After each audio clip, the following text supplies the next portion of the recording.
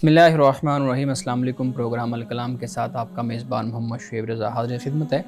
नाज़रीन करम, इस प्रोग्राम के पहले हिस्सा में हम कुरान करीम की कुछ आयात को समझने की कोशिश करेंगे और दूसरे हिस्सा में अपने अहद के नुमाइंदा सियासी, समाजी, मजहबी और माशरती मौज़ूआत पे पैदा होने वाले सवालात के जवाबात एक नए नुक्ता नज़र से जानने की कोशिश करेंगे।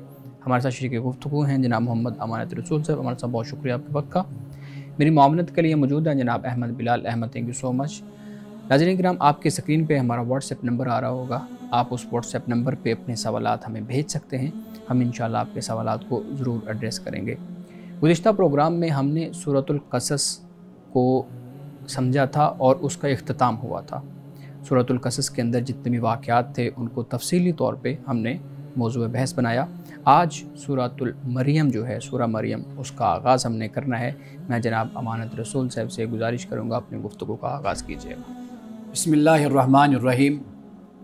नाज़रीन किराम, सूरत मरियम कुरान मजीद की 19वीं सूरत है और इसका जो ज़माना नुज़ूल है, सबसे पहले मैं चाहूँगा कि मैं उस हवाले से बात करूँ। रसूलुल्लाह सल्लल्लाहु अलैहि वसल्लम का ज़माना नबूवत यानी जो 23 साल का अरसा बनता है, अगर हम इसको तकसीम करें तो इस सूरत का नुज़ूल 5 नबवी से पहले का है। इसलिए कि 5 नबवी से लेकर 10 नबवी तक ये जो 5 साल का अरसा है, इसको आज़माइश और इम्तिहान का अरसा कहा जाता है।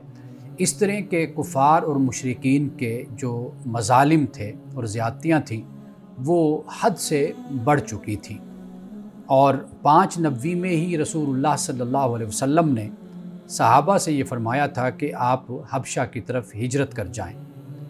आप अलैहिस्सलातु वस्सलाम के जो अल्फाज हैं वो ये है कि आपने फ़रमाया कि लौ खरजतुम इला अर्दिल हबशती फ़इन्न बिहा मलिकन ला युज़लमु इंदहु अहदुन वहिया अर्दु सिद्किन हत्ता यजअलल्लाहु लकुम फ़रजन मिम्मा अंतुम फ़ीही। आपने फ़रमाया कि अच्छा हो कि तुम लोग हबशा की तरफ हिजरत कर जाओ। क्यों? इसलिए कि वहाँ का जो बादशाह है, फरमाया कि उसकी वजह से वहाँ पर किसी के साथ जुल्म नहीं होता और वो सच्चाई की ज़मीन है। और फरमाया कि उस वक़्त तक तुम वहाँ पे रहो कि जब तक अल्लाह सुब्हानहू व तआला आपके लिए कोई आसानी और कशाइश पैदा न फरमा दे। तो यहाँ मालूम होता है कि जब सहाबा ने हिजरत की हबशा की तरफ, तो वहाँ जब पहुँचे तो शाह हबशा से जो गुफ्तगू हुई थी उसमें हज़रत जाफ़र तैयार ने सूरत मरियम की ही आयात की तिलावत की थी। इससे मालूम होता है कि सूरत मरियम का नुज़ूल इससे पहले हुआ था। सूरत मरियम का तारुफ़ मुख्तसर मैं आपके सामने बयान कर देता हूँ। अल्लाह सुब्हानहू व तआला ने इसमें सबसे पहले तो हज़रत ज़करिया और हज़रत याहया का ज़िक्र किया है। हज़रत ज़करिया ने अल्लाह सुब्हानहू व तआला की बारगाह में दुआ की औलाद के लिए, एक अच्छे बेटे के लिए, तो अल्लाह सुब्हानहू व तआला ने आपको याहया अता फ़रमाया। इसी तरह जैसे हज़रत इब्राहीम अलैहिस्सलाम को बुढ़ापे में इस्माईल और इसहाक अल्लाह पाक ने अता फ़रमाए थे। हज़रत याहया अलैहिस्सलाम ये दुआ के नतीजे में अल्लाह ने हज़रत ज़करिया को अता फ़रमाए। और फिर उसके बाद हज़रत मसीह अलैहिस्सलाम की पैदाइश का वाक़या बयान होता है और हज़रत मरियम अलैहिस्सलाम के हवाले से इसी सूरत में ज़िक्र होता है कि किस तरह हज़रत मरियम इस मरहले से गुज़री और हज़रत मसीह अलैहिस्सलाम की फिर पैदाइश होती है। और फिर उसके बाद हज़रत इब्राहीम अलैहिस्सलाम का भी ज़िक्र होता है। हज़रत इब्राहीम अलैहिस्सलाम पर जो इल्ज़ाम और जो तोहमत लगाई गई, उसका जवाब भी कुरान पाक ने यहाँ पर दिया है। हज़रत इब्राहीम अलैहिस्सलाम चूँकि अब हैं, जद हैं, दोनों शाखों के, यानी इसहाक और इस्माईल। इसहाक से ये तमाम अम्बिया अलैहिमुस्सलाम का सिलसिला चला, जिन्हें बनी इसराइल भी कहा जाता है, और इस्माईल से हज़रत इस्माईल अलैहिस्सलाम हैं, हज़रत इब्राहीम के बेटे। और फिर उसके बाद रसूलुल्लाह सल्लल्लाहु अलैहि वसल्लम आप मबूस होते हैं और इस अरसे के दरमियान 1 या 2 पैगम्बर जो अरब से आए, उनका ज़िक्र हमने किसी और प्रोग्राम में किया है। अब इसके बाद हज़रत इब्राहीम अलैहिस्सलाम का ज़िक्र हुआ, फिर हज़रत मूसा अलैहिस्सलाम और हज़रत इस्माईल अलैहिस्सलाम का भी ज़िक्र होता है। मूसा अलैहिस्सलाम का ज़िक्र हमने सूरतुल क़सस में, सूरतुन नम्ल में बड़ी तफसील के साथ किया। यहाँ पर मुख्तसर ज़िक्र हज़रत मूसा का होता है, हज़रत इस्माईल अलैहिस्सलाम का भी यहाँ पर ज़िक्र है।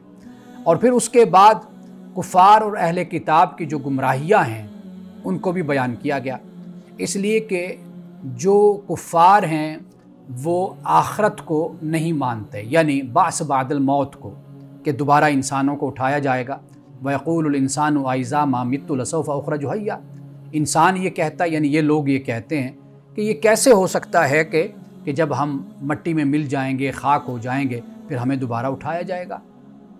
अब इसके बाद इसी तरह जो अहले किताब का नुक्ता नज़र कि हज़रत मसीह अलैहिस्सलाम अल्लाह के बेटे हैं, इस पर भी यहाँ पर कुरान पाक ने ज़िक्र किया कि ये गुमराही है।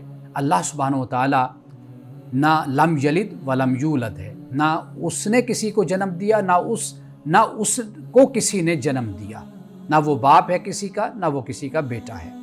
और फिर उसके बाद तौहीद खालिस को सूरत मरियम में बयान किया गया है, यानी तौहीद खालिस से मुराद ये है कि अल्लाह सुब्हानहु व तआला ने जो तौहीद है, यानी शिर्क से पाक, अल्लाह का कोई शरीक नहीं, अल्लाह का कोई बेटा नहीं, अल्लाह की कोई बेटियां नहीं, अल्लाह हर रिश्ते से पाक है। तो ये तौहीद खालिस है जिसको फिर बयान किया जाता है। नाज़रीन किराम, इस सूरत का जो इख्तिताम है वो दिल दहला देने वाला है, और वो इंसानी ज़िंदगी की और तारीख़ की ऐसी इतनी बड़ी हकीकत है कि जिसे कोई इंसान झुटला नहीं सकता। कुरान पाक इख्तिताम ये सूरत इस पे करता है कि वकम अहलकना क़ब्लहुम मिन क़र्निन।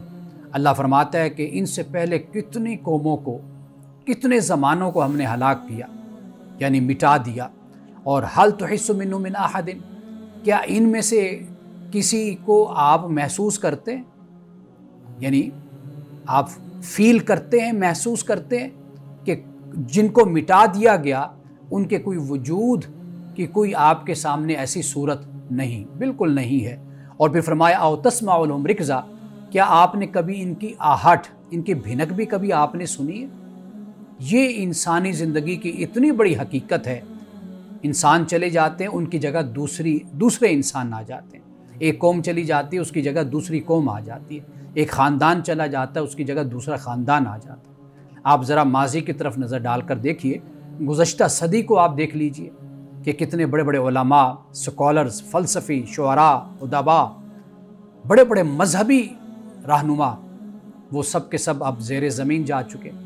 अब उनकी जगह पर एक नई पौध, नए इंसान सामने आए कि जिन्होंने उनकी पोजीशन संभाल ली। इसी तरह आज का इंसान जो मुख्तलिफ़ शोबों में, पेशों में काम कर रहा है, एक वक्त आएगा ये ज़ेरे ज़मीन चला जाएगा, अल्लाह इन पर मौत को तारी कर देगा, फिर उनकी जगहों पर दूसरे इंसान आ जाएंगे। तो ये सूरत हाल होती है इंसान की कि कुरान पाक ने इस हकीकत को कितने अच्छे अंदाज में बयान कर दिया कि क्या जो कौमें चली गईं, जो अफराद चले गए, क्या उनमें से किसी को तुम महसूस भी करते हो?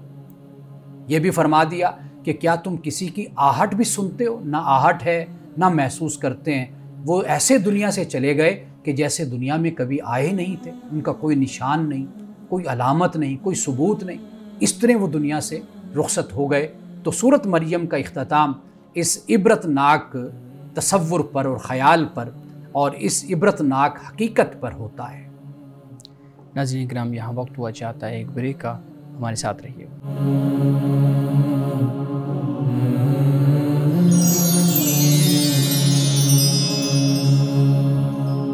वेलकम बैक नाज़रीन। अमान साहब, बहुत शुक्रिया।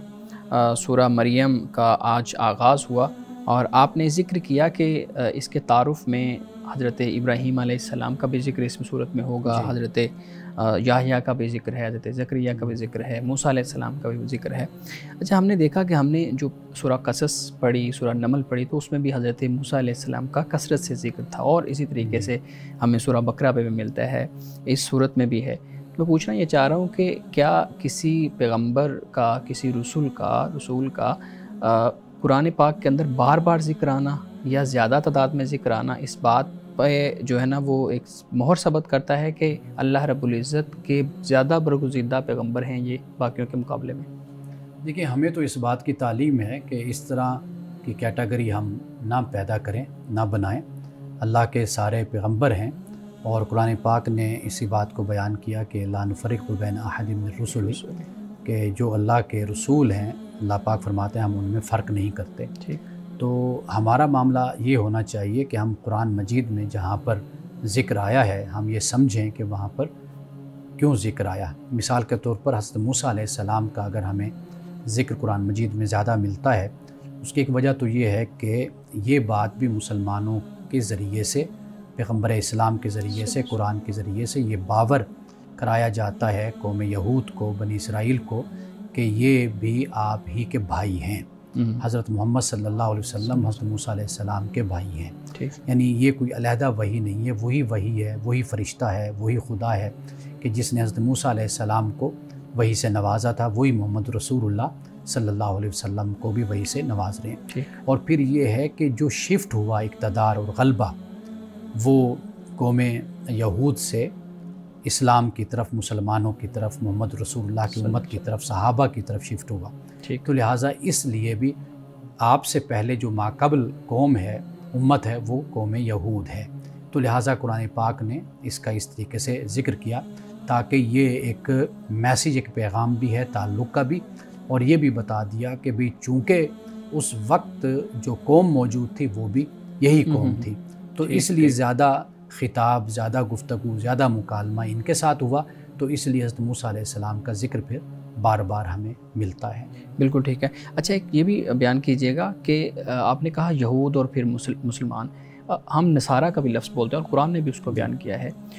नसारा और यहूद के अंदर जो पैगंबर है वो अलग अलग हैं, यानी एक तरफ हज़रत ईसा अलैहिस्सलाम, एक तरफ हज़रत मूसा अलैहिस्सलाम और बाकी अंबिया, ये एक ही कौम है या फ़र्क है? ये कौम एक है। हज़रत मसीह अलैहिस्सलाम आप आए तो यहूद ही की तरफ आप आए, यानी उन सबको बनी इसराइल कहेंगे? जी, बनी इसराइल। ठीक। और फिर हज़रत मसीह अलैहिस्सलाम के बाद जो उनके पैरोकार बने तो उनको फिर नसारा कहा गया। अच्छा। इसलिए कि हज़रत मसीह अलैहिस्सलाम का ताल्लुक़ जहाँ पर आपकी पैदाइश हुई तो वो कहते हैं कि नसर जो इलाका है वहाँ पर आपकी पैदाइश हुई, इसलिए आपको मसीह नासरी भी आपको कहा जाता है। तो इस बुनियाद पर फिर नसारा बात कहते हैं कि इससे मुराद ये है कि जो आपके मददगार हैं दीन के मामलात में, जिस तरह हम अंसार कह देते हैं, तो उस हवाले से भी ये लफ्ज़ बोला जाता है। तो ये असल इनमें फ़र्क है। बिल्कुल ठीक है। अच्छा मान साहब, हमारे नाज़रीन की तरफ से भी कुछ सवाल हैं। पहला सवाल ये है कि वज़ू जब किया जाता है तो कफ़ ऊपर कर ली जाती है ये कपड़े, और उसी तरह से अगर इंसान नमाज अदा कर ले तो उसकी नमाज हो जाती है या नहीं होती? देखिए, नमाज आपकी हो जाती है, सत्र का पोशीदा होना ये लाजिम और ज़रूरी है। यानी मर्द की जो सत्र है उसके नाफ से लेकर उसके घुटनों तक, ठीक, ये उसकी सत्र बनती है, इसका पोशीदा होना ये लाजिम और ज़रूरी है।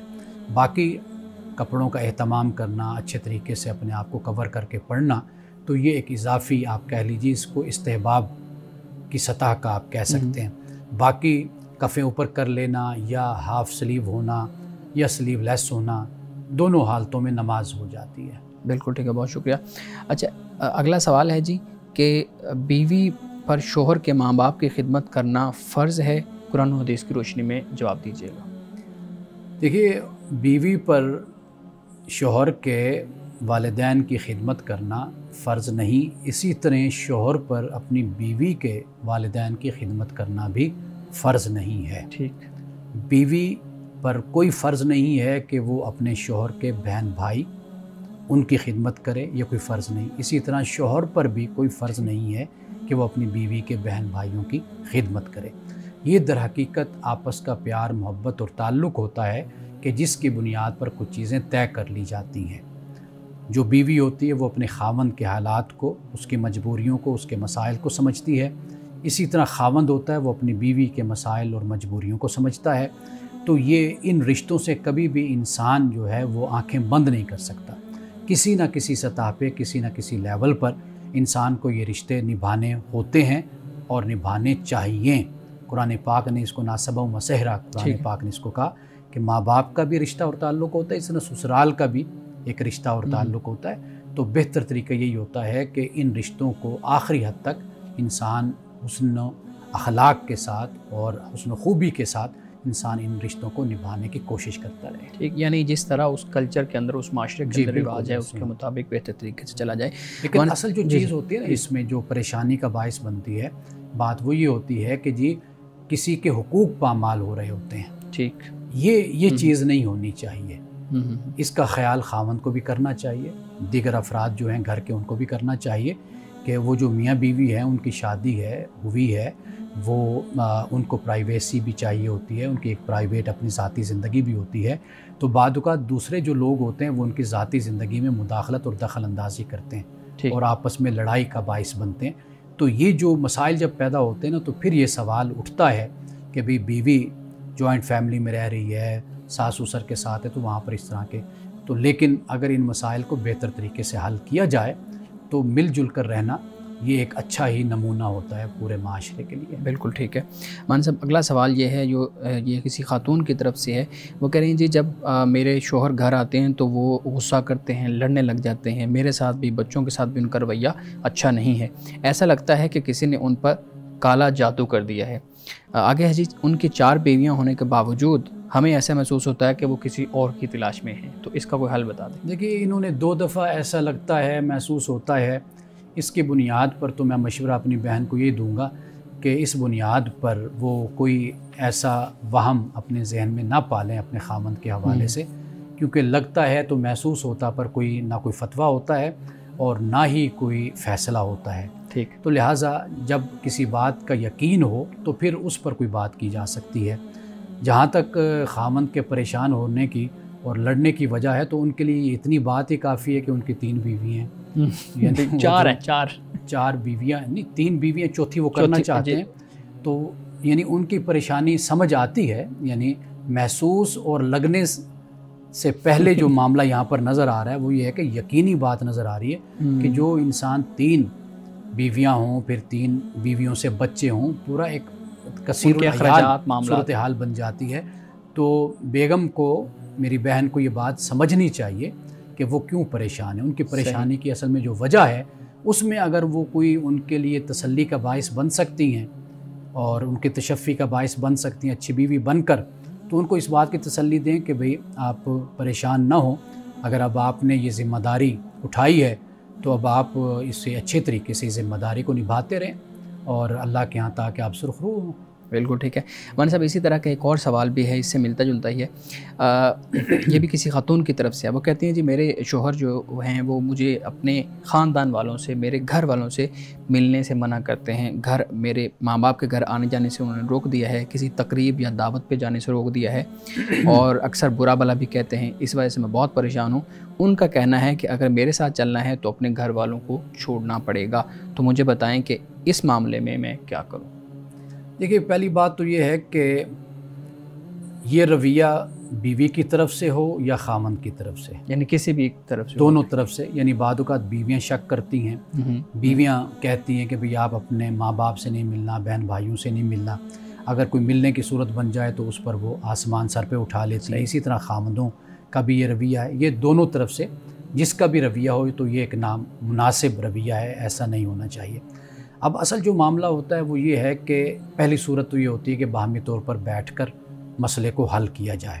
एक ये सूरत होती है। कई दफ़ा होती है कि गैप जो होता है ना कम्युनिकेशन का या मिसकम्युनिकेशन आप उसको कह लीजिए, उसकी वजह से बहुत से मसाइल बढ़ते हैं। अक्सर तौर पर हमने देखा है कि कई लोगों के मसाइल इस वजह से होते हैं कि वो लोगों के पास बैठते नहीं हैं, बात नहीं करते, गुफ्तगू नहीं करते। बहुत से मसाइल मिल बैठकर गुफ्तगू से भी हल हो जाते हैं।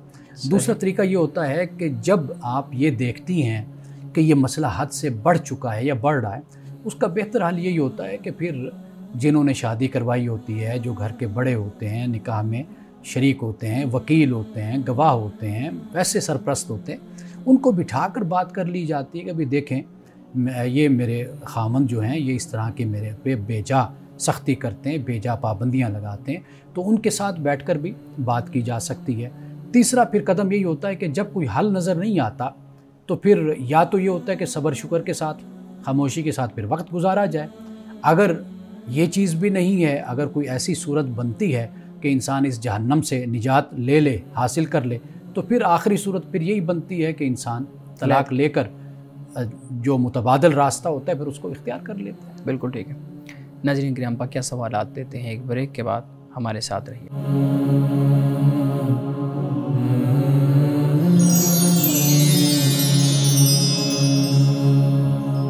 वेलकम बैक नाज़रीन। आमना साहब, अगला सवाल हमारे नाज़रीन की तरफ से, वो कहते हैं जी, इस्लाम कबूल करने के लिए गवाहों के सामने इस्लाम का ऐलान करना ज़रूरी है? इस्लाम का मामला ये है कि आप दो चीज़ें हैं। एक ये है कि अल्लाह सुब्हानहू व तआला जानता है आप मोमिन हैं, आप मुसलमान हैं, ये उसके साथ आपका मामला हो जाता है। ठीक, तो वहाँ पर तो किसी गवाह की ज़रूरत नहीं है। सही, वाज़ेह बात है, ये बंदे और खुदा का मामला है।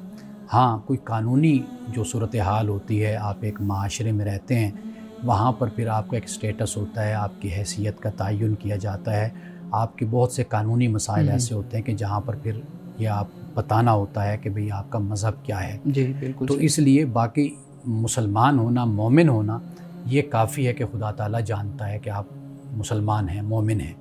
लेकिन जो दीगर मसाइल हैं उनके लिए फिर जहाँ पर जो तकाज़ा आएगा फिर आप उसको पूरा करेंगे। बिल्कुल ठीक है। मान साहब, अगला सवाल ये है कि नमाज जुमा की जमात के दौरान आमतौर पे होता ये है कि जो इमाम साहब हैं उनकी आवाज़ स्पीकर में आ रही होती है, लेकिन बाद औक़ात लाइट चली जाए, कोई और वजह हो जाए, तो जो ऊपर वाली मंजिल के लोग होते हैं, जो ऊपर नमाज अदा कर रहे होते हैं, वो सजदा या रुकू में आगे पीछे हो जाते हैं, वो इमाम के साथ उनकी तरतीब नहीं रहती। तो इस सूरत में अगर ऐसा मामला हो जाए तो इंसान क्या करे? इस सूरत में नमाज ख़त्म हो जाती है, यानी चूँकि इमाम की इक्तदा लाजिम और ज़रूरी है। ठीक है। यानी जैसे इमाम सजदा करता है तो मुक्तदी भी सजदा करता है, वो उठता है तो वो भी साथ उठता है।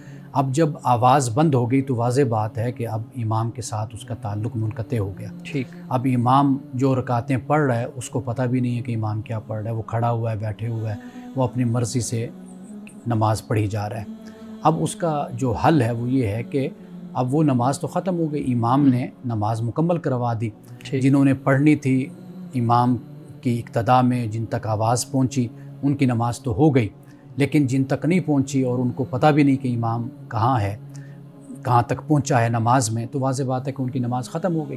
तो लिहाजा अब वो फिर ज़ोहर की नमाज अदा करेंगे। ठीक। अच्छा, इसी सवाल का एक अगला हिस्सा ये है कि अगर इमाम साहब की आवाज़ नहीं पहुँच रही, जबकि पीछे से कोई मुकब्बर, जिसको हम कहते हैं कि वो उसको पता चल गया है कि अब स्पीकर बंद हो गया, तो वो तकबीर कहना शुरू कर देता, फिर तो नमाज हो जाएगी। अच्छा, फिर नमाज हो जाएगी इस सूरत में। ठीक। अगला सवाल अमान साहब ये है कि कहते हैं जी, बैंक में जो लोगों ने रकम रखवाई होती है, जमा करवाई होती है, तो बैंक की तरफ से उनको एक मुनाफा मिलता है। कहते हैं जी वो मुनाफा कम भी हो सकता है, ज़्यादा भी हो सकता है, जबकि आपकी रकम जो है वो पूरी की पूरी महफूज होती है। इस सूरत में मिलने वाला कम या ज़्यादा मुनाफा सूद में कंसीडर होगा या नहीं होगा? देखिए, अब बैंक की जो सूरत हाल है ना, एक होता है कि कोई कारोबार करना, जैसे बैंक के अलावा भी अगर आप देखें तो कुछ कंपनीज़ होती हैं या कुछ और ऐसे काम होते हैं जहाँ पर आप मुसारबत जिसको कहते हैं कि आपका सरमाया होता है, मेहनत उनकी और काम उनका होता है। सही। वो अगर तिजारत करते हैं, उस तिजारत की बुनियाद पर आपको मुनाफा देते हैं, तो वो मुनाफा आपके लिए जायज़ होता है। ठीक। इसी तरह अपना 80 की दिहाई में एक PLS अकाउंट उलमा के इत्तफ़ाक़ के साथ या उनकी इजाज़त और फतवे के साथ मुतारिफ़ करवाया गया था। वो यही अकाउंट था कि PLS अकाउंट का मतलब ये कि प्रॉफिट एंड लॉस जो है वो इक्वल, यानी ठीक है, अकाउंट ये होता था कि कभी आपको मुनाफा आ गया, कभी कम हो रहा है, कभी ज़्यादा हो रहा है, कभी नुकसान हो रहा है। सही है। तो इसको फिर उलमा ने उस वक़्त जायज़ करार दिया था। मैं ज़ाती तौर पे ये समझता हूँ कि एहतियात अगर आप कर सकते हैं तो वो सबसे बेहतर तरीका है कि आप एहतियात करें। हाँ, आपके पास अगर कोई और रास्ता नहीं बनता, मिसाल के तौर पर कई लोग ऐसे होते हैं रिटायरमेंट पे उनको 2 करोड़ मिल गया, 4 करोड़ मिल गया, अब अगर वो वैसे किसी को थमा देंगे, वो तो 6 महीने देगा, साल देगा, उसके बाद वो सारे पैसे हड़प कर जाएगा, 1 रुपया भी नहीं देगा।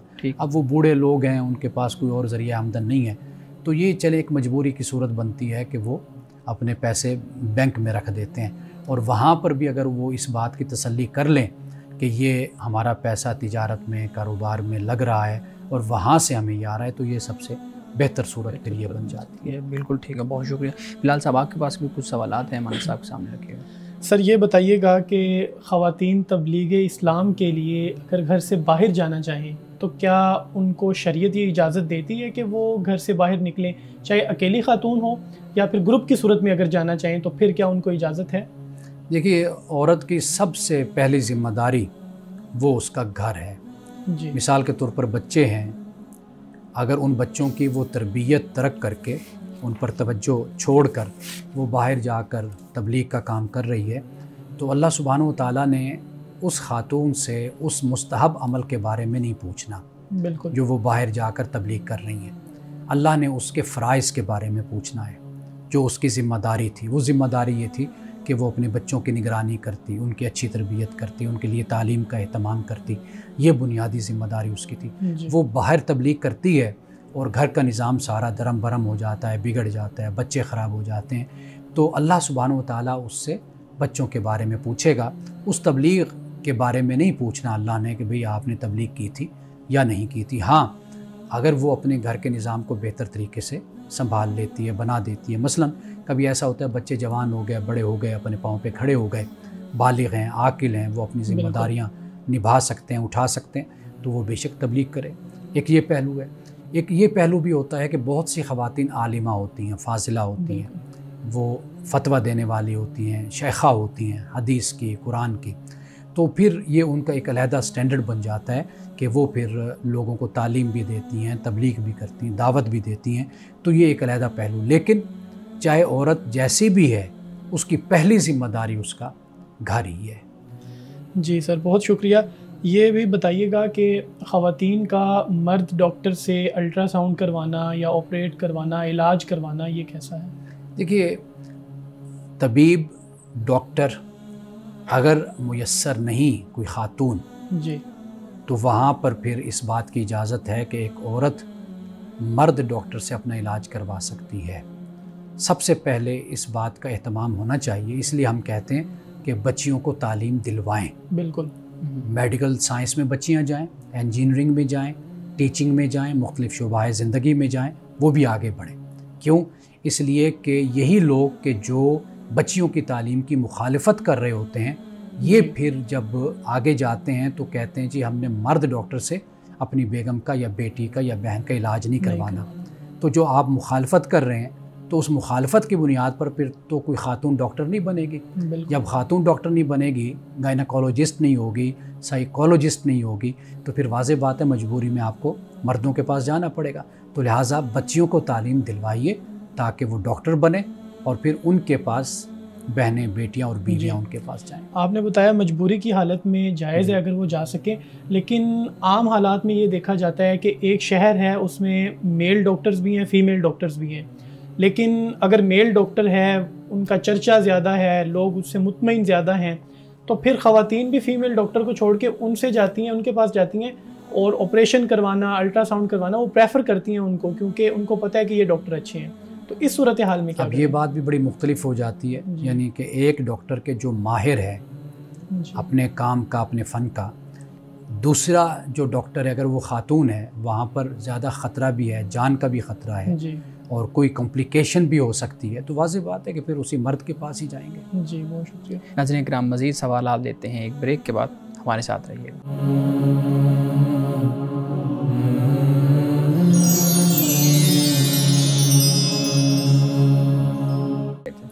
जी सर, ये बताइएगा कि अगर मर्द या औरत में से कोई औलाद देने के काबिल नहीं है, डॉक्टर उनको बता भी देते हैं कि औरत में या मर्द में मसला है, तो इस सूरत हाल में क्या जो दूसरा पार्टनर है वो डाइवोर्स का मुतालबा कर सकते हैं? देखिए, हर इंसान की अपनी ज़िंदगी है और ज़ाती फ़ैसला है, जी, उसका पूरा हक़ है। अगर उसकी ये ख्वाहिश है कि मेरी औलाद हो और मैं अगर मसलन औरत है, वो चाहती है कि मैं इस मर्द से तलाक़ ले लूँ क्योंकि इससे औलाद नहीं होनी, जी, तो मैं किसी और जगह शादी कर लूँ, वो औलाद की ख्वाहिश रखती है, तो उसका हक़ है कि वो उससे अलहदगी इख्तियार कर ले। और इसी तरीके से मर्द भी ये सूरत इख्तियार कर सकता है, मर्द तो दूसरी शादी भी कर सकता है। अच्छा, अब इसके अलावा ये भी हो सकता है कि दोनों आपस में ये तय कर लें, आपस में प्यार मोहब्बत हो, कोई औलाद पैदा करना कोई ये फ़र्ज़ भी नहीं है, कोई लाजिम भी नहीं है कि शादी हुई है तो औलाद ज़रूर पैदा करनी है। तो लिहाजा अगर दोनों में प्यार मोहब्बत है और दोनों बाहमी मशवरे के साथ ये फ़ैसला करते हैं कि हमें अगर औलाद नहीं है, नहीं हो रही किसी वजह से भी, तो कोई बात नहीं है, हम आपस में इकट्ठे रहते हैं। अगर दोनों मिलकर भी ये फ़ैसला करना चाहते हैं तो वो ये फ़ैसला भी कर सकते हैं। अच्छा मान साहब, यहाँ पे मैं एक चीज़ आपसे पूछना चाहूँगा कि हमारे माशरे के अंदर जब औलाद पैदा ना करने की बात की जाती है, जैसे आजकल नौजवान इस तरफ ज़्यादा आ रहे हैं कि औलाद या तो ना हो या फिर बहुत कम बच्चे हों, 2-3 मैक्सिमम, तो उस सूरत में हमारे यहाँ एक तसव्वुर ये पाया जाता है कि अगर आपने औलाद कम पैदा करनी है या रिज़्क़ के खौफ से या अपनी प्लानिंग के खौफ से या प्लानिंग के मुताबिक औलाद नहीं होनी चाहिए, तो फिर तो आप खुदा की नाशुक्री कर रहे हैं। अल्लाह रब्बुल इज़्ज़त ने जब शादी का सिस्टम ही औलाद के लिए बनाया हुआ है, नस्ल आगे चलाने के लिए बनाया हुआ है, तो फिर तो आप खुदा की वाज़ेह तौर पे नाशुक्री कर रहे हैं।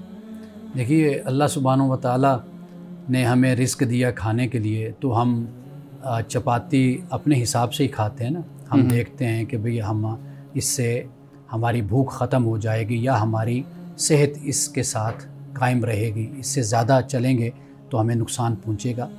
ये इंसान का बिल्कुल पर्सनल मसला है। ठीक, वो इस बात का फ़ैसला करता है कि औलाद उसे चाहिए पैदा करनी है या औलाद उसने पैदा नहीं करनी। दोनों सूरतें उसी पर। मिसाल के तौर पर कोई फैमिली प्लानिंग करना चाहता है, ख़ानदानी मनसूबाबंदी, तो मियाँ बीवी बाहमी मशवरे के साथ इस चीज़ का फ़ैसला करेंगे कि ठीक है, हमारे अगर 2 बच्चे हैं, 3 हैं, 4 हैं या 1 बच्चा है, बस हमारे लिए इतना काफ़ी, तो वो उस तरह भी कर सकते हैं। ये कुल्ली तौर पर मियाँ बीवी का बाहमी मशवरा होता है, बाहमी फ़ैसला होता है। सिर्फ़ आप औलाद का मामला एक तरफ रख दें, ज़िंदगी के बहुत से मामलात हैं जिनमें हम एक दूसरे के मशवरे के साथ चलते हैं। लेकिन मान साहब, मैं यहाँ पे आपसे ज़रूर चाहूँगा कि आप इस पे बात करें। हमारे यहाँ कुछ रिवायात भी इस तरह की बयान की जाती हैं रसूलुल्लाह सल्लल्लाहु अलैहि वसल्लम से मंसूब करके, जिसमें ज़्यादा फोकस ये किया जाता है कि इंसान की औलाद होनी चाहिए ताकि वह उसके लिए बुढ़ापे का सहारा बन सके, ताकि वो उसके लिए दुआ कर सके। अब जब सारी चीज़ों को मज़हब के साथ जोड़ दिया गया है जी, तो फिर लोग तो सवाल करेंगे ये वाला, और लोगों के ज़हन में नाफरमानी वाला कॉन्सेप्ट तो आएगा। देखिए, रसूलुल्लाह सल्लल्लाहु अलैहि वसल्लम की जिन अहादीस में ज़्यादा बच्चों की तालीम या तलक़ीन या रग़बत दिलवाई गई है, वहाँ पर ये ज़हन में रखना चाहिए कि मुसलमानों की तादाद कितनी थी वहाँ पर। कुरान पाक कहता है कि जो अक्सरियत है, अगर अक्सरियत की आप पैरवी करेंगे आपको गुमराह कर देंगे। यानी उस वक़्त अरब में इस मुसलमान थोड़े थे और उसके मुकाबले में जो कुफ़ार और मुशरिकीन थे, दूसरे लोग थे, वो ज़्यादा बड़ी तादाद में थे। तो वहाँ पर मुसलमानों को ये तलक़ीन की गई कि आप आबादी को बढ़ाएं, ज़्यादा अफरादी कुव्वत बढ़ाएं, अफरादी कुव्वत आपकी बढ़े। और फिर उस माशरे में अफरादी कुव्वत की बड़ी अहमियत भी थी। जंगें होती थी, बेटे बाप वो शहीद भी हो जाते थे, कत्ल हो जाते थे, तो वहाँ पर फिर अफरादी कुव्वत पर तवज्जो देने की तालीम दी गई थी। तो मेरा ख़्याल है कि ये फ़ैसले इंसान अपने तमद्दुन के लिहाज से, अपनी आबादी के लिहाज से करते हैं। बिल्कुल सही। सर, हमारे यहाँ ये बहुत मशहूर बात है कि अगर कुरान पढ़ रहे हैं तो कहीं पे जाना पड़ गया तो कुरान को बंद करके जाएं। इसके अलावा जब आप नमाज़ पढ़ के उठें तो जाए नमाज को फ़ोल्ड करके रखें। यानी ये कहा जाता है कि अगर नहीं करेंगे तो वो शैतान पढ़ना शुरू कर देगा, बंद नहीं करेंगे तो जाए नमाज पे शैतान बैठ जाएगा, खाना खा रहे हैं बिस्मिल्लाह नहीं पढ़ेंगे तो शैतान साथ खाएगा। इस बारे में बताएं, क्या शैतान इन सारे मामलात में शामिल होता है? देखिए, पहली बात तो ये है कि कुछ चीज़ें ऐसी हैं कि जिन पर कोई दलील हमारे पास नहीं है जी। यानी मिसाल के तौर पर मुसल्ला है, जाए नमाज है, या जैसे कुरान मजीद है, इसकी कोई ऐसी दलील हमारे पास नहीं है कि जिसकी बुनियाद पर हम ये कह सकें कि ये कोई शैतानी काम है या शैतान शामिल हो जाता है या ऐसा नहीं करना चाहिए। इन चीज़ों का ज़्यादा से ज़्यादा ताल्लुक़, जैसे कुरान मजीद खुला हुआ है, एक अदब की बात है कि भाई आपने पढ़ लिया तो आप उसको बंद करके लपेट कर अच्छे तरीके से आप रख दें ताकि उसकी बेअदबी ना हो। जैसे आप कोई चीज़, किताब है, कोई चीज़ ऐसे आप पढ़ी की पढ़ी वहाँ पर रख देते हैं, तो कोई आता है गुज़रता है, कोई ऊपर बैठ जाता है, कोई बराबर बैठ जाता है, कभी कोई चीज़ टूट भी जाती है। जैसे आपने बेड पे कोई चीज़ रख दी तो वो गिर गई, नीचे टूट गई, या कभी किताब पढ़ी है वो नीचे गिर जाती है। एक अदब का नुक्ता नज़र तो अपनी जगह पर है, लेकिन इस बुनियाद पर कि शैतान शामिल हो गया या शैतान जो उनसे इसमें हिस्सा लेता है, इसका कोई सबूत और दलील हमारे पास नहीं। हाँ, जो दूसरी बात आपने की ना कि बिस्मिल्लाह, देखिए उसकी तो हमें यह तालीम दी गई है कि हम कोई भी काम करें उसमें अल्लाह के नाम के साथ हम शुरू करें। बिस्मिल्लाहिर्रहमानिर्रहीम। खाने की जो दुआ है उसमें भी आप देख लीजिए कि बिस्मिल्लाह है, कोई भी काम है उसमें। हाँ, फिर आप ये कह सकते हैं कि जब आप अल्लाह का नाम नहीं लेंगे तो उसमें फिर शैतान जो है वो शामिल हो जाता है या शैतान के लिए रास्ता खुल जाता है क्योंकि अल्लाह का नाम नहीं लिया गया। एक हदीस के मुताबिक ये कि जब अल्लाह का नाम नहीं लिया जाता फिर उसमें बेबरकती होती है। तो इस माना में हम इसको समझ सकते हैं। लेकिन फिर इसमें जो हम अपने ख़यालात और अपने एहसासात को शामिल करके पूरा एक अकीदा और एक नज़रिया तख्लीक करके पेश कर देते हैं ना, तो इसका कोई तसव्वुर नहीं। बस वहीं तक रहना चाहिए जो बात हमें कुरान कहता है और जो बात हमें रसूलुल्लाह की हदीस से मालूम होती है। जी सर, अक्सर लोगों को देखा गया है कि वो यूरोपियन ममालिक में सेट होने के लिए, वहाँ जाने के लिए बहुत सारे नाजायज़ तरीक़ाकार को इख्तियार करते हैं, जिनमें ख़ास तौर पे मज़हब को तब्दील करने के मामलात भी देखे गए हैं। बहुत सारे फ़ेक लड़ाई झगड़े करवा दिए जाते हैं, जिनकी वजह से फिर पुलिस में उनके ख़िलाफ़ केसेस होंगे और फिर वो किसी न किसी तरह से उनको सपोर्ट मिलेगी कि वो यूरोपियन कंट्रीज़ में जाके रह सकेंगे। क्या वहाँ पे जाने के लिए इस तरह के मामलात करने की कोई शरई इजाज़त मिलती है इस तरह से? देखिए, जब आपने लफ्ज़ नाजायज़ बोल दिया तो उसके बाद तो आपने खुद ही फतवा दे दिया। अब तो कोई गुंजाइश भी नहीं रहती ना। ये जितनी बातें आपने बयान की हैं ये सब फ़रेब में आती हैं, धोखे में आती हैं, झूठ में आती हैं, तो लिहाजा इसकी कोई गुंजाइश नहीं है। देखा ये गया कि लोग आमतौर पे कहते हैं कि पाकिस्तान में, आमतौर पे एक ये जुमला भी बहुत मशहूर बोला जाता है कि पाकिस्तान में जब हमें इतनी मुश्किलात हैं कि 2-3 वक्त की रोटी कमाने के लिए हमें इतना कुछ करना पड़ता है, तो इसके बाद भी अगर अल्लाह ताला ने कोई हमसे हिसाब किताब लेना है क़यामत वाले दिन, तो ये आमतौर पे ये जुमला लोगों को बोलते हुए देखा गया। फिर वो इस जुमले की वजह से कहते हैं कि हम चाहते हैं किसी अच्छी जगह पर रहें, वहाँ पर जाकर जो कुछ भी हमें करना पड़े हम बस वहाँ पर जाके रहें। इस वजह से वो कहते हैं कि शायद ये अमल दुरुस्त होगा या ठीक होगा या जायज़ होगा। देखिए, जितनी मेहनत वो बाहर जाने के लिए करते हैं, उतना सरमाया और उतनी मेहनत यहाँ पर अक्ल के साथ और प्लानिंग के साथ, मंसूबे के साथ करें तो यहाँ पर भी वो बहुत कुछ कर सकते हैं। ऐसी बात नहीं है कि यहाँ पर कोई लोग नहीं खा रहे, कारोबार नहीं कर रहे, तिजारत नहीं कर रहे। यहाँ भी बहुत कुछ लोग अपनी मेहनत के साथ और इत्तेफाक के साथ फैमिलीज़ बड़ा अच्छा यहाँ पर काम कर रही हैं। असल चीज़ यही है कि आप हिम्मत ना हारें, हौसले के साथ काम करें। यही ज़मीन है जो लाखों नहीं करोड़ों लोगों को रिस्क दे रही है, तो आपको भी देगी। बस ये है कि आप जो शिकवा शिकायत और अपने मामलात का बोझ दूसरों पर डालने के बजाय ख़ुद अपने मामलात को अपने हाथ में लेकर उसको सही रुख पर लेकर चलें तो अल्लाह इसमें बरकत डालता है, देता है। बहुत शुक्रिया। हमारे साहब आज की हदीस मुबारक का बयान कीजिएगा। हज़रत उबादा बिन सामित रज़ियल्लाहु ताला अन्हु से रिवायत है, आप फरमाते हैं कि रसूलुल्लाह सल्लल्लाहु अलैहि वसल्लम ने फरमाया, हमारे बड़ों की इज़्ज़त जो ना करे और जो हमारे छोटों पर शफ़क़त ना करे और हमारे उलमा का हक़ ना पहचाने, यानी हक़ पहचानने से मुराद ये कि उनका एहतराम ना करे, तो रसूलुल्लाह ने फरमाया कि लैसा मिन उम्मती, वो मेरी उम्मत में से नहीं है। यानी रसूलुल्लाह की उम्मत का जो तारुफ़ है, पहचान है, वो ये है कि वो बड़ों की इज़्ज़त करती है उम्मत और छोटों पर शफ़क़त से पेश आती है। जो रसूलुल्लाह की उम्मत के उलमा हैं, स्कॉलर्स हैं, जो कुरान का इल्म रखते हैं, जो हदीस का इल्म रखते हैं, जो अल्लाह के बंदों की रहनुमाई के लिए, उनको ख़बरदार करने के लिए दीन की फ़िक़्ह हासिल करते हैं, तो फरमाया कि उनकी भी तुम इज़्ज़त किया करो। और जो इज़्ज़त करता है वो मेरी उम्मत में से है, और जो मेरी उम्मत के उलमा की इज़्ज़त नहीं करता वो मेरी उम्मत में से नहीं है। नाज़रीन किराम, इस दुआ के साथ अपने प्रोग्राम का इख्तिताम करेंगे। अल्लाह रब्बुल इज़्ज़त हुस्न कलाम और तासीर कलाम अता फ़रमाए, हमारी ज़ुबान के गिरों को खोल दे और सुनने वालों तक खैर का पैगाम पहुँचे। इजाज़त दीजिए, खुदा हाफिज़।